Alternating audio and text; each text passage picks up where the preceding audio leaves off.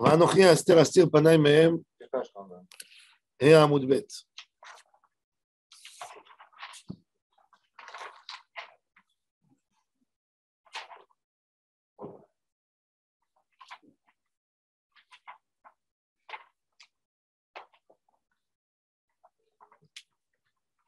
Tosfot, rien qu'il a dit par rapport à Rava qui avait perdu tout avec le roi perse.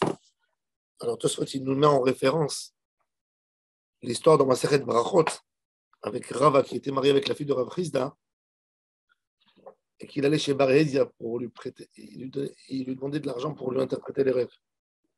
Et il ne voulait pas le payer. Et il lui interprétait mal tous ses rêves. Et il lui a dit que sa femme elle allait mourir et qu'on allait lui prendre l'argent et ça s'est réalisé. Alors il dit c'est pas rien qu'à cause du Haïnara que les Chachamim ils ont mis sur lui, qui lui ont dit comment ça se fait que tu ne souffres pas. C'est aussi Barédia. Maintenant, trois lignes avant les lignes larges, et à Woodbet, Amarava Amara Kadosh Baruch. Enfin, puis chez Starti Panaï Mehem, même au moment de Galout, où je ne me montre pas, Bachalom Adaberbo, je parle avec les tzadikim. Et pourquoi on lui montre un rêve pour qu'il prie. C'est pour ça qu'il est écrit dans la halakha qu'un homme qui voit, par exemple, dans le rêve, un Sefer Torah qui brûle. Chayav li'tanot. Il y a Shulchan Aruch. Quelles sont les choses qu'on est obligé de faire Ta'anit Chalom même Shabbat? Alors, il donne plusieurs choses. Pourquoi on montre ça du ciel? Pour que l'homme prie. Des fois, on montre. Quand quelqu'un il a rêvé sur un membre de sa famille quelque chose, c'est-à-dire que Kadosh Baruch Hu lui dit, tu es capable de prier pour lui. Donne de la tzedaka pour lui, fais une taranit pour lui, renforce-toi. C'est pas pour rien. Quand quelqu'un y rêve. C'est ce qu'il dit Rashi. Regardez Rashi. Bachalom adaber bo bayom ha'u kadaik, bayom velo balayla. Shemar'in lo halom kedei sheyitpalel al hadavar. C'est pas pour rien.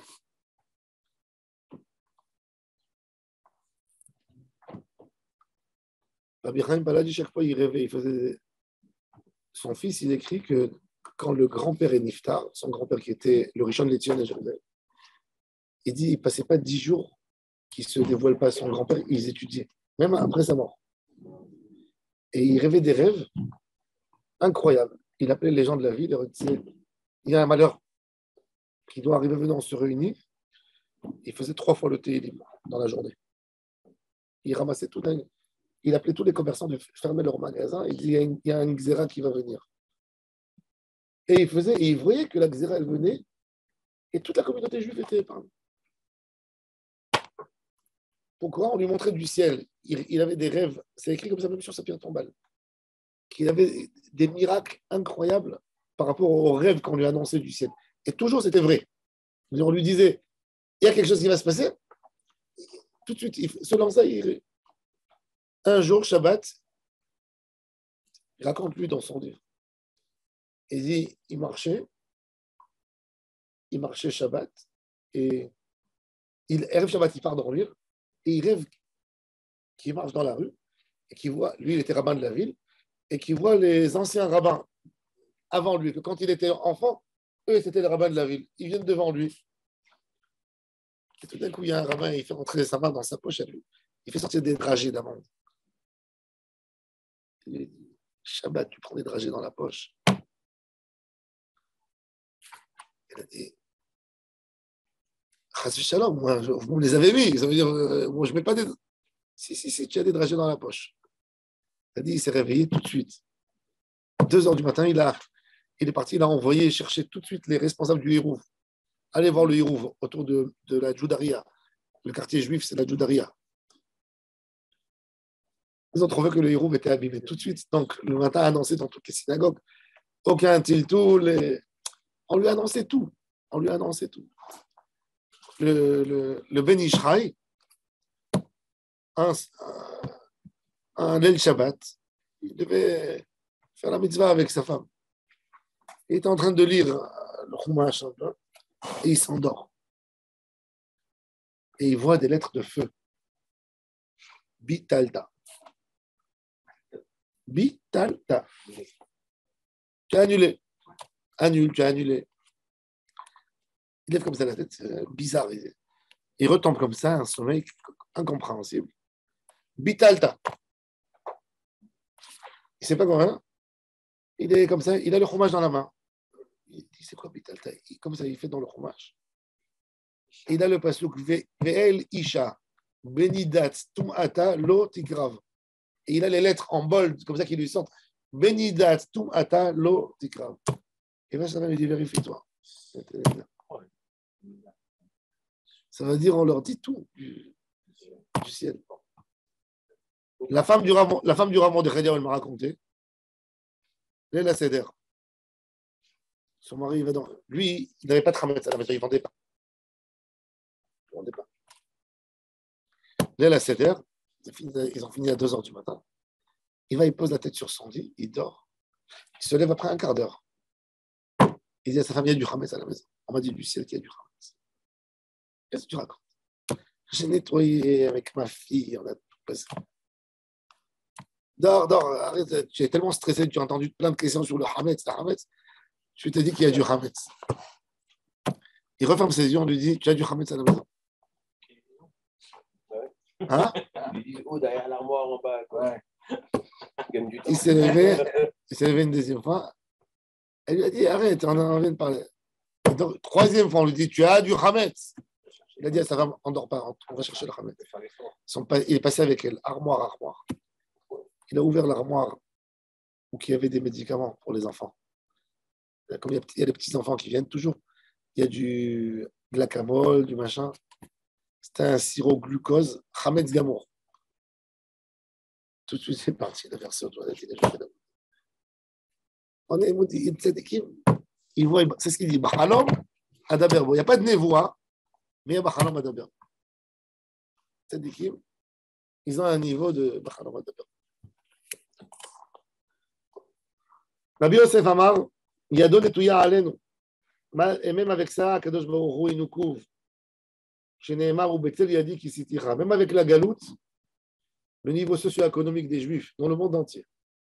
Il n'y a pas un pays dans le monde, que le Juif, il a le même niveau que le Goy ou qu'il est inférieur. Il n'y a pas.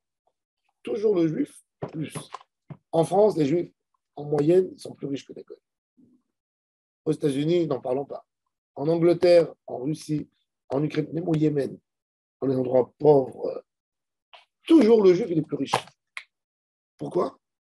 C'est ce qu'il dit Rav Yosef. Qu'est-ce qu'il nous dit? Vous êtes en galoute, mais vous êtes pistonné quand même. Je suis là avec vous.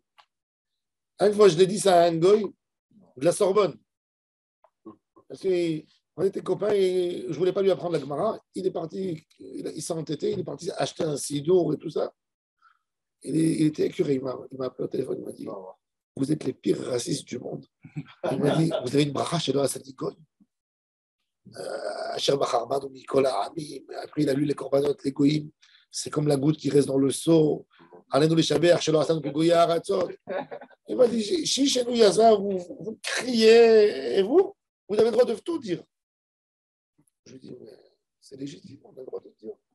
Bien sûr, vous n'êtes rien du tout, et nous on est. On dit quoi? Toi, tu y crois dans un toi? Je lui dis, moi j'y crois que le juif il est plus fort que le goï. Il m'a dit, mais c'est du racisme ce que tu es en train de dire. Tu te rends compte? Je lui dis, oui, c'est vrai que c'est du racisme. Je lui dis, c'est pas du racisme. Je lui dis, tu as fait des études. Tu es docteur, un professeur, tu es bien d'accord qu'il est mieux que toi? Il a étudié plus que toi. Je lui dis, nous, on a 613 mitzvot. Vous n'avez rien du tout. Et je lui ai dit, à Kadosh Baruch Hu, même quand on est en galoute, on est mieux que vous. Je dis en France, je dis, tous les juifs dans le monde entier, ils ont le niveau socio-économique mieux que le goy. Il m'a dit, c'est pas vrai. Il m'a dit, si c'est comme ça, je me convertis. Ça marche pour les convertis. Il a vérifié 3 jours. C'était en 2001. Il n'y avait pas Internet comme aujourd'hui et tout ça. En 2001, c'était. Il a vérifié, il m'a appelé après 3 jours. Il m'a dit, c'est sérieux, on va prendre un café. On prenait un café à Bastille, qui avait la guillotine. Il m'a dit, c'est sérieux, je veux me convertir. Il m'a dit, j'ai vérifié, il m'a dit, je t'ai pris au mot. Il m'a donné des données que moi, je ne savais pas. C'est-à-dire, il est parti chercher où? Il était malin. Il est parti chercher dans les pays très pauvres. qu'il y ait des catastrophes. Et il a vu que même là-bas, les Juifs, ils sont leur niveau socio-économique, parce qu'ils sont soutenus par le joint, par les trucs, toujours mieux. Il m'a dit, mais c'est fou. C'est fou, il m'a dit. Mais il m'a dit, on dirait que quoi, que Hachem, il vous protège, il est. Oui, il est comme ça. Quand les Juifs s'en vont, la bracha du pays, Ouais. la Syrie, l'Iran, pourquoi? Parce que Hachem nous a imposé dans la Torah. Rabbi Chaim Paladji lui-même, il explique. Il dit, pourquoi Hachem donne plus aux Juifs? Il dit, quand Hachem, il t'interdit de travailler le samedi, Erev Shabbat, il te dit, ferme ton magasin, on ne peut pas arriver à Chilul Shabbat, ferme-le l'après-midi. Yom Tov, tu ne peux pas. Chol HaMoed, il n'y a pas de bracha. Tisha B'Av, Chol HaMikdash. Donc, il dit, le juif, en fin de compte, il doit travailler maximum 150 jours dans l'année. Après ça, il a besoin de payer son école juive. Après, le kasher. Alors, il dit, le juif, il a besoin de beaucoup d'argent. Alors, Akadosh Baruch Hu, il le garde. Il a une shmira yetera. Il fait des mitzvot qui sont censés le rendre malade. Il dort 7 jours dans une soukha. L'automne, en Europe, il fait froid. Hachem, il lui donne une garde. Il le garde. C'est pour ça que les goïms, toujours, ils étaient sûrs que les juifs les empoisonnaient parce qu'ils ne comprenaient pas pourquoi les pandémies, elles sautaient sur les juifs. Quand il y a eu la peste noire en Europe, les juifs ne sont pas morts. Et c'était la raison des pogroms. Il y a eu un tiers de la population européenne qui est morte. Ce que ça veut dire un tiers. C'est l'hygiène des juifs qui est différente. L'hygiène. Là toute la journée. Nahon. C'est important, ça. Mais les Arabes aussi, ils sont là. Les Arabes, au moins, ils sont beaucoup moins que les Juifs. Le juif en moyenne, quand tu prends le français, tu dis la classe moyenne du français. Combien de gens sont dans la classe moyenne et combien sont dans la classe? Quand tu prends les juifs, il y en a beaucoup, il y a beaucoup plus. Il y a une concentration. Des musulmans, il y a 2 milliards. En Inde, il y a 300 millions de musulmans qui n'ont pas de quoi manger. En Irak, ils n'ont pas de quoi manger. En Syrie, ils n'ont pas de quoi manger. Je lui dis qu'il reste goy, mais qu'il nous aime. Non, tu peux le laisser, c'est la vérité. Comment? Tu peux dire qu'ils sont plus riches, ils sont plus l'empereur. Chez Nehemar, où Betzel il a dit qu'il s'était Rabbi Yoshua ben Hanania, Avakae ben Kessar. Il était dans la maison du Kessar, du roi. Arvele Aoua Picorsa. Il y avait un Picoré, c'est un chrétien, un nouveau. Alors, Rashi, il dit chez Enam Aminim et Divrei Raboten ou Kegon Zdukim. Rashi, il a dit ça, mais en fait, on parle des chrétiens, des nouveaux chrétiens. Ils essaient de convaincre Rome à se convertir. Il lui a dit Amad Aderinu Mare Leapemine. C'est exactement la tarana des chrétiens. C'est pour ça que je dis c'est des chrétiens. Le peuple que leur bon Dieu, il a retourné son visage, il ne veut plus les voir. Les chrétiens. Qu'est-ce qu'il lui a répondu, Rabbi Yoshua? Il l'a fait avec son doigt. Il lui a dit il nous garde, il nous couvre. Alors il lui a dit Amar le Kessar de Rabbi Yoshua. Il a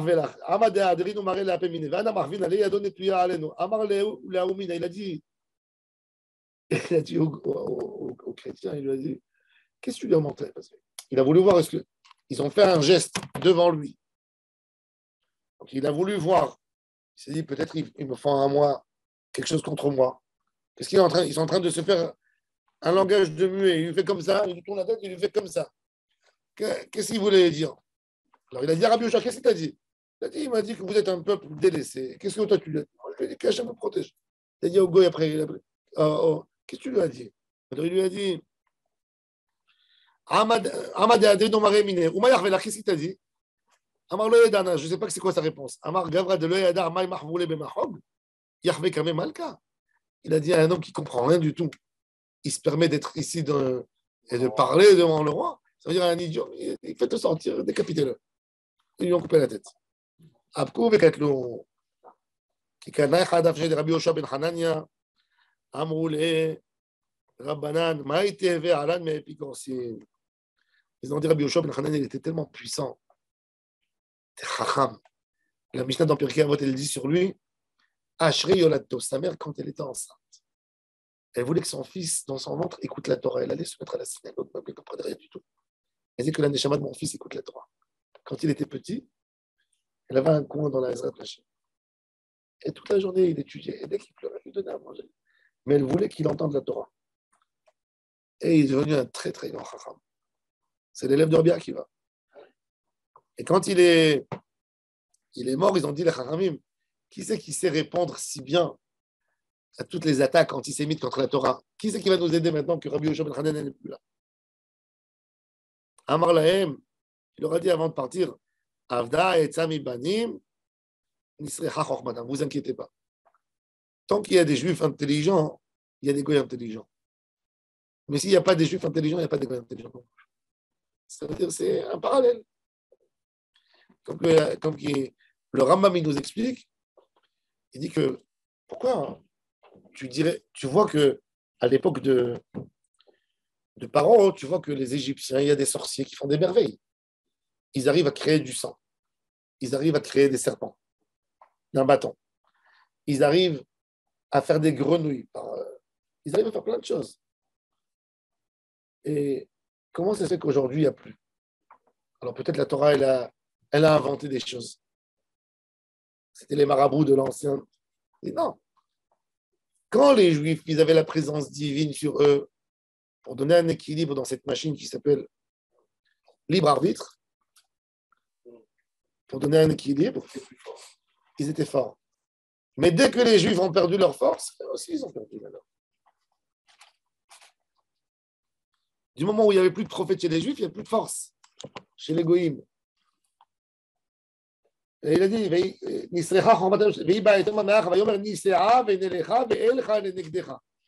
Yaakov Avinu, il dit à Esav, tant que tu as une force, moi aussi j'ai besoin d'une force. Quand moi j'ai pas, toi aussi tu n'auras pas. Rabbi là, troisième ligne. Quand on dit les goïs dans la Gemara, on parle de tous les goïs. Ah? Quand on parle des goïs, c'est des chrétiens en général. On parle de George Bush aussi. Donc ça inclut les Arabes, de manière générale dans la Gemara, les Arabes. Après, avec la censure, ils n'ont pas voulu que les goïs brûlent le Talmud, alors ils ont dit qu'on parlait des païens, mais c'est pas vrai.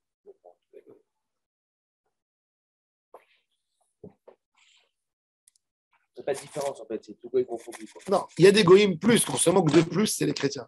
Le Talmud, il ne les supporte pas. Les chrétiens. Et pourquoi? Parce que c'était les ennemis jurés du peuple juif. On a fait une bracha 19e dans la Hamida. Que pour ça.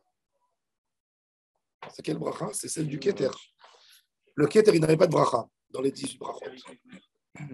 Le Keter. C'est Keneged Keter, la 19e.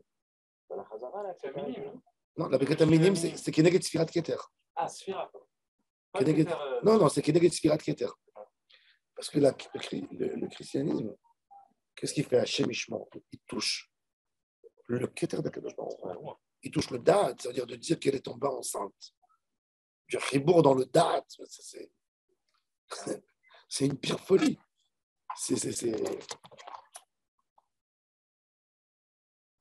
Rabbi Hila, Avasalik, mais de comprendre qu'il y a 1,5 milliard qui suivent cette idiotie. Rabbi Hila, Avasalik, Bedarga de Berab Shila. Il était en train de monter les escaliers de la maison de Rabba Bar Shila. Donc il a entendu un des enfants de la maison, de Rabba Kakare, qui disait Kiine Yotzer Harim Uvorer Ruach, Umagil la Adam Masecho. Amar, Evet Shirabo Magil lo Masecho, Tekana Yeshlo. Chez Mishmo. Il a dit un homme, il va monter chez Akadosh Baruch Hu. Akadosh Baruch Hu va lui dire dis-moi, tu peux m'expliquer quelque chose? Il dit oui. Comme on va lui appuyer sur un bouton. Il va écouter ce qu'il disait dans sa vie. Pourquoi tu as dit ça? Pourquoi tu as parlé des phrases pas belles? Qu'est-ce qu'il va dire? Il dit tu vas te sauver. Où? Un homme, il peut raconter. Le Chafetz Chaim, il disait, quand ils ont inventé le patiphone, il a vu la première fois Ça s'appelait le gramophone. Le gramophone, ça s'appelait. Avant le tour de disque, le gramophone.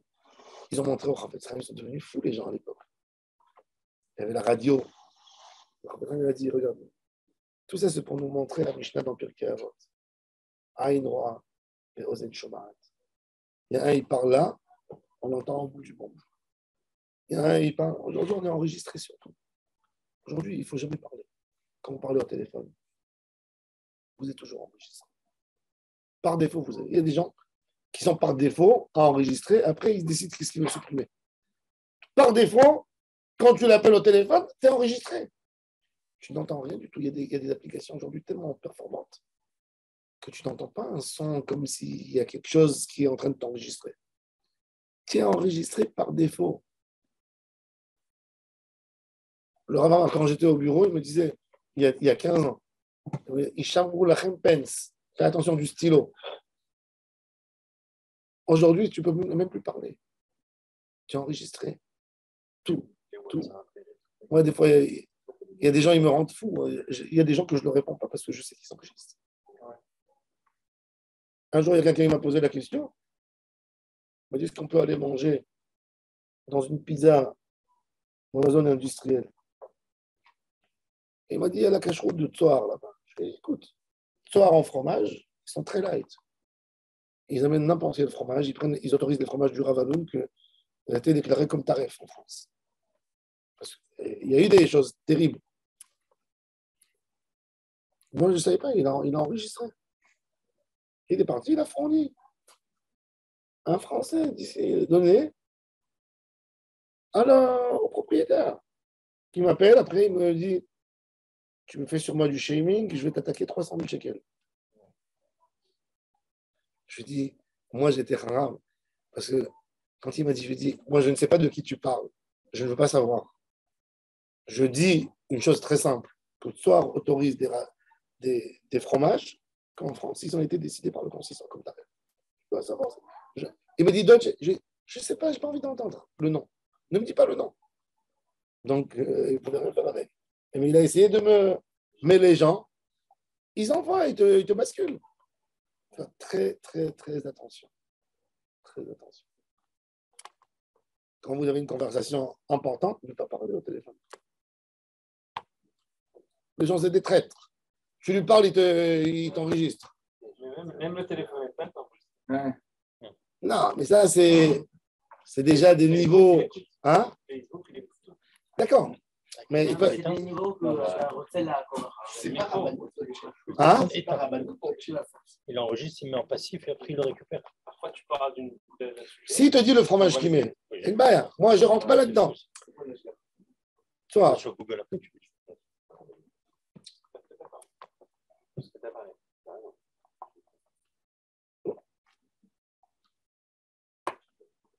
Alors il a dit, Rabbi, alors il a dit, Evet שרבו מגיד לא מסיחו, תקנה יש לו. מה זה, מהי מסיחו? אמר רב, אפילו שיחה יתרה שבין איש לאשתו. מגידים לו לאדם בשעת מיתה. Des paroles légères entre lui et sa femme. Il lui dit, qu'est-ce que tu as besoin de dire? Et il a dit, Rav Kahana va gagner tout est pour, il y a des Rav. Rav Kahana, il est parti dormir sous le lit de Rav. Et Rav était avec sa femme sur le lit. Et Meshama et Dessar Mitzahak, il s'amusait, il disait. Alors il a dit à son Rav, aïe, aïe, aïe, mon Rav, il se comporte comme quelqu'un qui n'a jamais mangé de sa vie.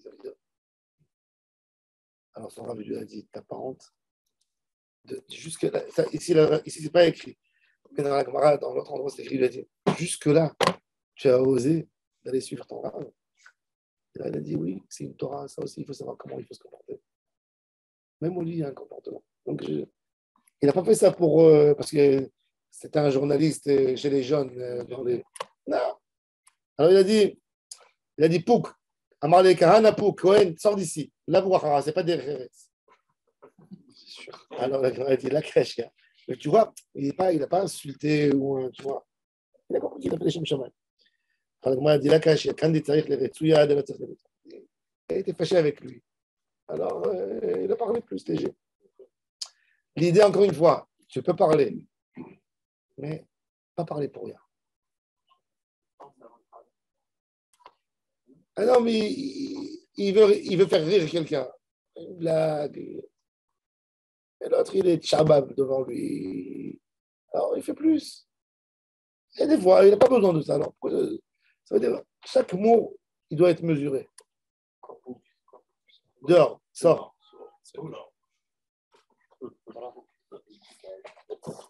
ואם לא תשמעוה במסתרים תבכה נפשי מפני גרה.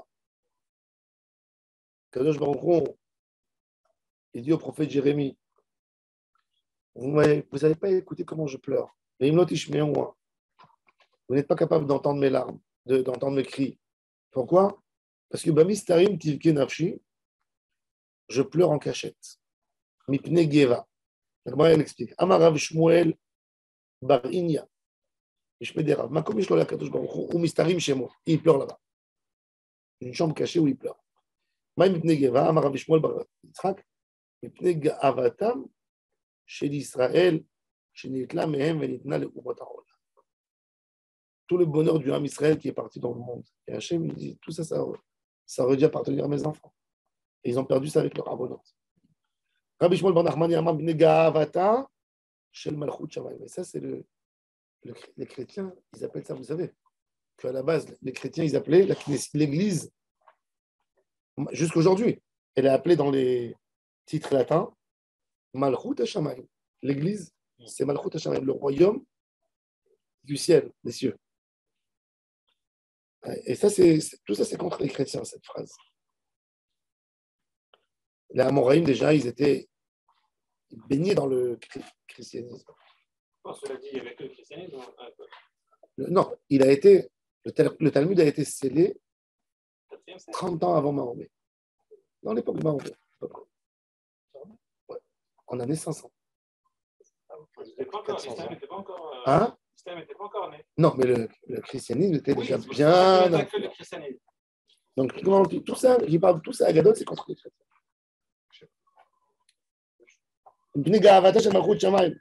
L'Agma a dit quoi? Et Akadosh Baruch Hu, il pleure. Omi kabichia.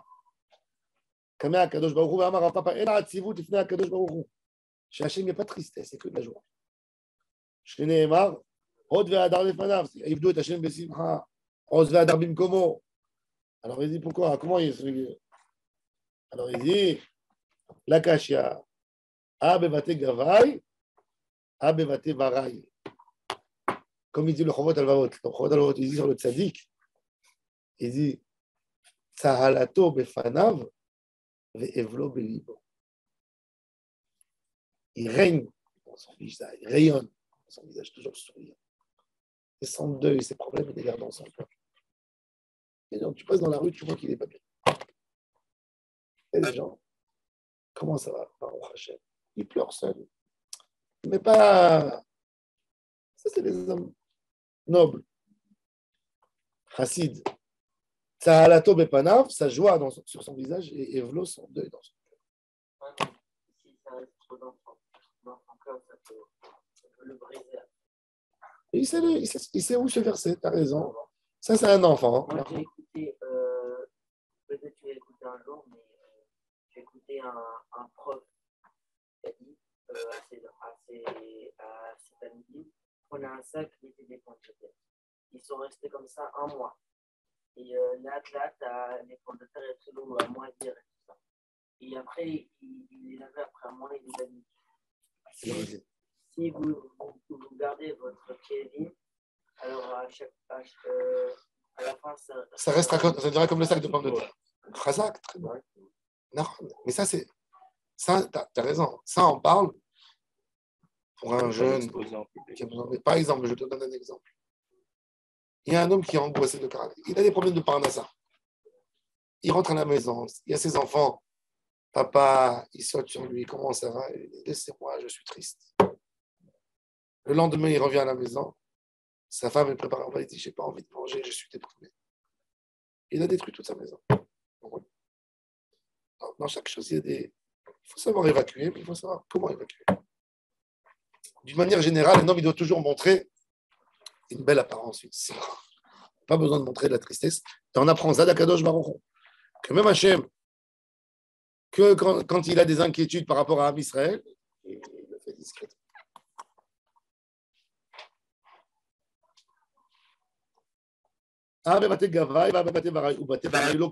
Dehors, il ne pleure pas, Hachem. ויקרא אדוני אלוהים צבאות ביום ההוא לבכי ולמספד ולכורחה ולחג אורסק. Il dit que le jour où Beth Amikdash il a été détruit, que il a dit à tous les anges, venez pleurer avec moi. Shani Khorban Beth Amikdash, Deafilu Malachi Shalom Bachou. Il y a des malachim qui sont responsables de la simcha. Et eux, ils ont pleuré ce jour. C'est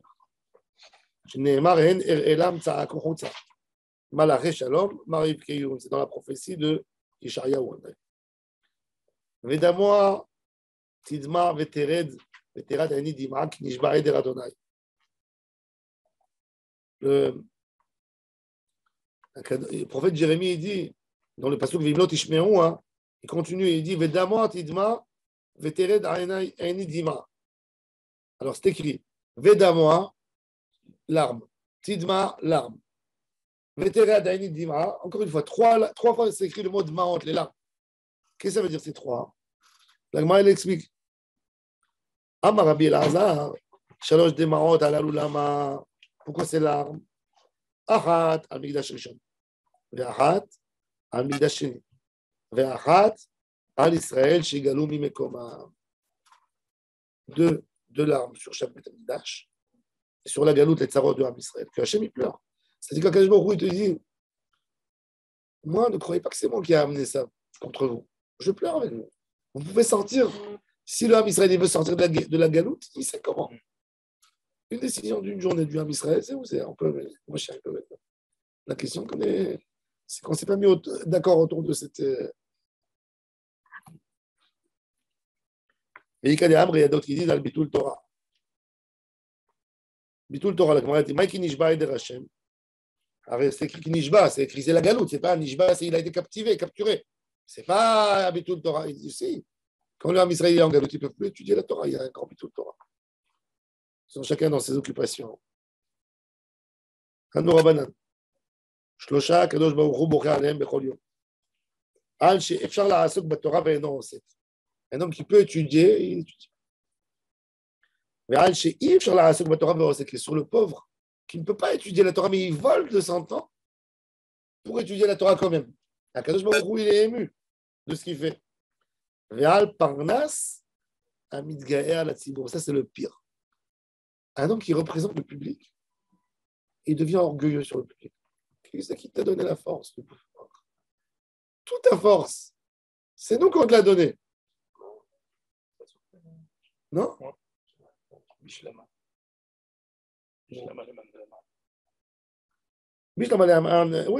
leman de'amar al Israël shegalo haynu dichtiv ki nishba eder Hashem.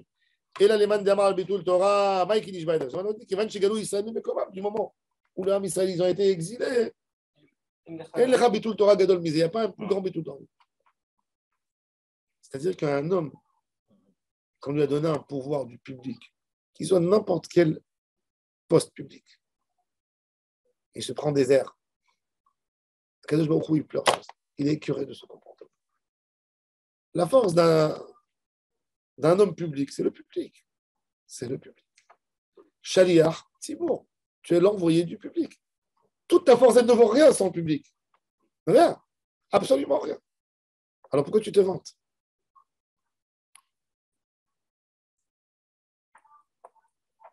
Rabbi, il prenait le livre des lamentations de Jérémie, Echa. Et il disait, quand il est arrivé au Pasouk, quand il disait le livre, le rouleau lui est tombé des mains. Amar mi'igr ram le bera. Regarde à quel point le Ham Israël est tombé. Du ciel, pas au sol.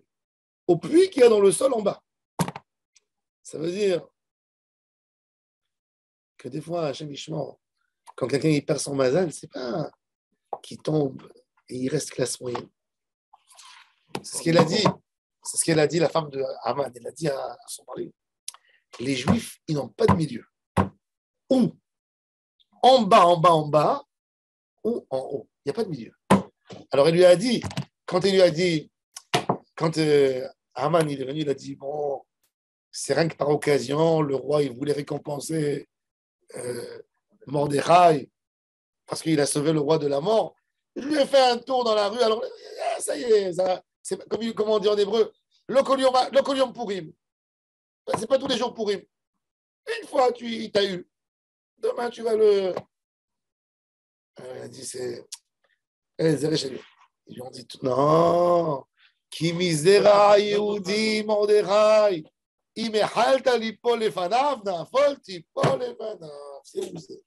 Le juif, tant que le goy le frappe, il est bas, il est bas. Mais le moment où le juif il a sa délivrance, c'est ce qu'on a vu avec le Ham Israël. Quand Hachem il a décidé de nous monter, on était au plus bas, au plus bas, au plus bas, au plus bas, de 39 à 45. Tu t'imagines? Je dis, mes enfants, tu as envie d'expliquer aux enfants c'est quoi la Shoah pour les Juifs. Et moi, je trouve un exemple qui est facile à expliquer. Je dis, tu vois un chat de rue? Est-ce que tu le vois maintenant? On est maintenant en mois de. On est en septembre. On est en février. Combien tu donnes de chance au chat que tu vois dans la rue que l'année prochaine, en mois de février, il sera là? Fais-moi de la statistique. Je dis, regarde, il y a des voitures. Il peut se faire écraser. Il peut se faire mordre. Il peut mourir de faim, une maladie, de soif. Combien de chances tu lui donnes pour être là l'année prochaine? Je lui donne 30%, 40%. Et je lui dis, tu sais, quand tu voyais un juif en Europe, de 39 à 45, tu dis combien de chances il sera là l'année prochaine? C'est moins que le chat. Quand tu leur dis ça, ils sortent, tu vois. Parce que un juif, il sort, il va dans le train, il regarde de partout. Par son nez, on le remarque. Un jour, j'étais à Istanbul. Il y a un gars, il s'est levé de loin. Il m'a crié. Moussevi, le peuple de Musa. Moi, j'étais avec une cagoule verte comme ça, tu vois. Il est venu, il m'a dit, c'est pas pour te vexer. Il me dit, quand tu dis musulman, c'est un homme qui pratique l'islam. Et juif, c'est des traits. Il me dit, de 1 kilomètre, je vois que tu es juif. Il me dit, tiens, un nez, on ne peut pas se tromper.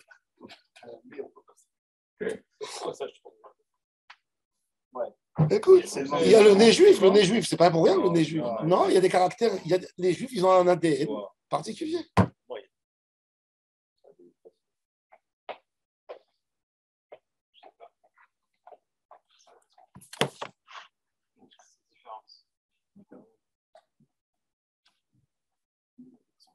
Il y a tout le monde qui se regarde. C'est vrai que quand tu es dans les pays étrangers, tu vois, tu reconnais que c'est juif ou pas. Ouais. Rabbi, on va faire avec cette agada. On va finir avec cette agada. Rabbi, Bouchakli Vazde Beoucha. Rabbi, c'est le neveu de Rabbi, c'est le fils de sa sœur. D'accord? Ils vont en route. Ils sont arrivés dans une ville. Amri, est-ce qu'il y a ici un rabbin? On va aller le voir. Il cherche à voir d'autres. Amri, il y a un rabbin ici. Mais il est aveugle. Il ne va pas vous voir.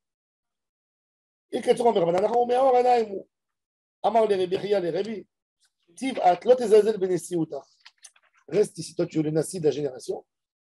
Tu ne vas pas venir aller voir un petit rabbin. Tu es le grand de la génération. Laisse-moi aller, moi, lui faire carotte. Moi, j'irai. Takpe, ve'azal ba'ade. Rabbi, il a dit pas du tout. Rabbi, il avait une anava incroyable. Comme Moshe Rabbeinu. Il a attrapé la main de Rabbi Chia. Il a dit, un homme qui enseigne la Torah, qu'il soit aveugle, qu'il soit petit, j'honore la Torah qu'il a en lui. Je vais lui demander une bracha. Et alors, si je suis le grand de la génération? Et alors?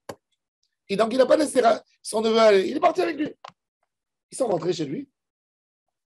Ils sont assis. Ils ne lui ont pas dit leur identité. Ils ont parlé avec lui, ils ont fait des échanges, des mots de Torah.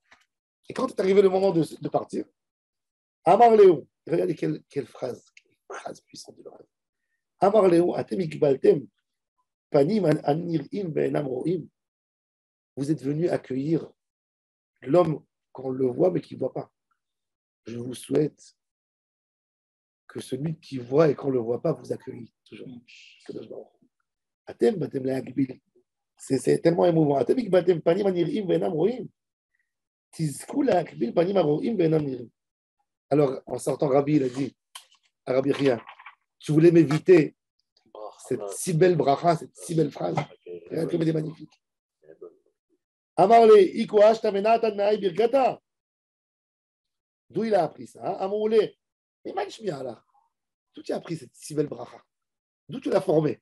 D'où tu as eu cette phrase? Amarle, où? Mais pire que des Rabbi Yaakov Shemiali. J'ai entendu ça de Rabbi Yaakov quoi? Qu'est-ce qu'il a dit? Les Rabbi Yaakov, Ish Kfar Hitaya, il vivait à Kfar Hitim au Galilée. Il y a Kfar Hitim. Hitin, il s'appelle. Ava Makbil appelé des Rabbi Kolioma. Tous les jours, il allait voir son Rav. Qui cache quand son Rav est. C'est quoi cache? Quand il a vieilli. Amar Elonit Taher mort de l'Oyachil mort. Ça veut dire tous les jours, même jusqu'à sa retraite, il avait son Rav, il était vieux. Et il ne pouvait plus aller comme d'habitude. Amar le mizoutar maïdirti ve'u berabanan. ויחי עוד לנצח לא יראה השחת כי יראה חכמים ימותו. ומה רואה חכמים במיתתם יחיה בחייהם על החכמה וחמלה. Le passage qui promet à quelqu'un qui a assisté dans un enterrement d'un rave de vivre longtemps. Parce qu'il a fait kavod. Alors il dit d'aller voir un mort, il y a une bracha. D'aller voir un vivant, c'est pas une bracha.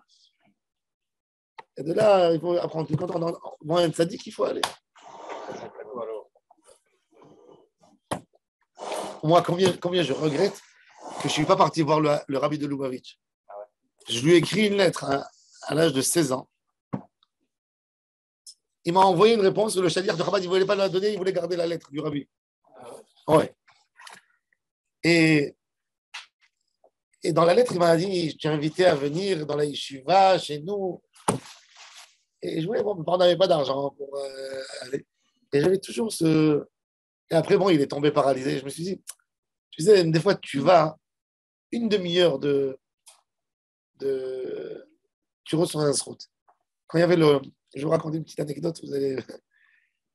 La femme du Rav Ben Zion Abba Shaul est décédée. On était dans l'enterrement. Moi, Rav Yosef et Rav Ben Zion Abba Shaul étaient des amis. Ils sont beaucoup opposés dans la route. C'est comme si tu dis Abaye et Rava. Bon, Rav et Shmuel. Il est venu faire kavod à son... Et je vois le Rav Yosef. Il regarde la montre toutes les minutes. C'est avec un stress. Je me suis rappelé qu'il avait un shiur Torah. Ce jour, à l'Yeshivat Or HaChaim, chez Rav Ouved Elbaz. J'ai dit, le pauvre, il pense aller là-bas, il n'y a personne. Il n'y a personne, ils sont tous dans l'enterrement ici.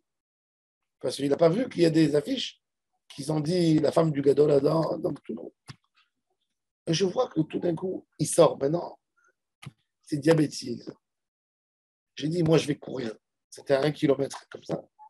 J'ai dit, jusqu'au moment où il va rentrer dans sa voiture, il va passer toute la foule. Moi, je vais courir à la Yeshivat Or HaChaim.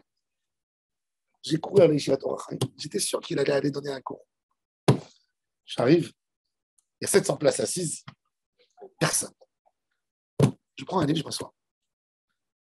2 minutes, tu sais ce que ça veut dire? Je vois le Rav Yosef qui rentre. Il me regarde comme ça, il me dit, il n'y a personne. Je fais quand même. Il me dit, alors toi, qu'est-ce que tu fais ici? Je lui ai dit, je vous ai vu regarder votre montre. Et j'ai dit, c'est pas que vous allez venir. Il n'y a même pas une personne qui va vous accueillir. Il m'a attrapé, il m'a embrassé. Il m'a dit, viens, on va étudier. Après, il m'a fait une bracha d'1 quart d'heure. Il m'a dit, viens ici. Enlève ton chapeau. Et ça, c'était un moment exceptionnel. C'est unique. Ça lui a fait tellement de... Il m'a dit de rentrer, de voir vide. Et toi, tu es venu? Je lui ai fait...